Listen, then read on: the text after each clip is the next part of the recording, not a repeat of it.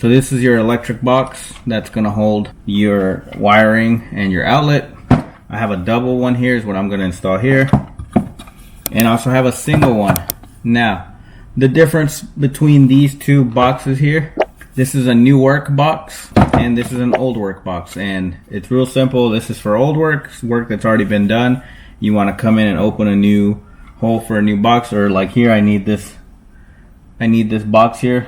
This was like this when we moved in, and so I'm going to add a box to make it safer.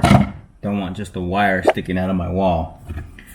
Whereas the new work box is going to go in when there's new framing, before they put all the sheetrock up and all of that good stuff.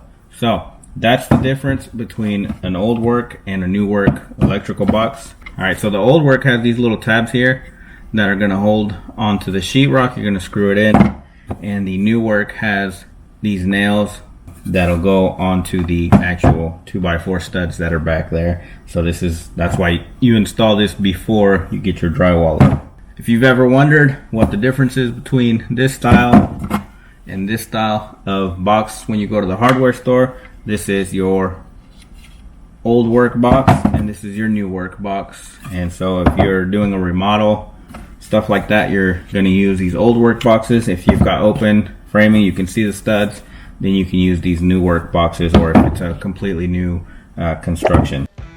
Alright guys, so we started by marking the box out with a pen. Since we are flipping it, make sure that you mark the tabs on the correct side. And then we just use the multi-tool to cut out the drywall. Make sure if you do have a wire like this that all the electricity is turned off. You don't want to hit a wire or anything while you're cutting. But we did have the electric turned off here. And we cut it out.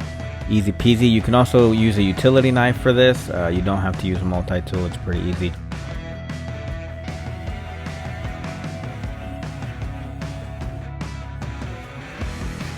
Alright, next we fed the wires through the back of the box. It has the little tabs that you push in.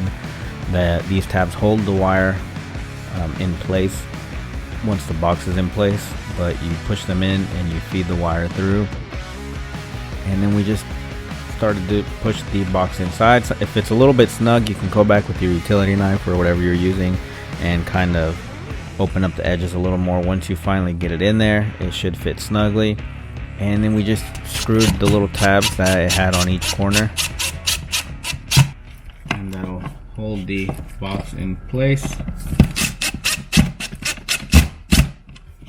And there it is. Your box is secure, ready for your outlet. Just make sure when you do secure the box that you don't over tighten those screws, because you can break those tabs. Not an electrician, so I'm not going to tell you guys how to connect all the outlets and all that, but we went ahead and added 2 outlets, and eventually I'm going to redo the cabinets here in my master bedroom, and I'll have somewhere to plug in my lighting and stuff that I'm going to use for my cabinets. But I got rid of that wire that was just sticking out.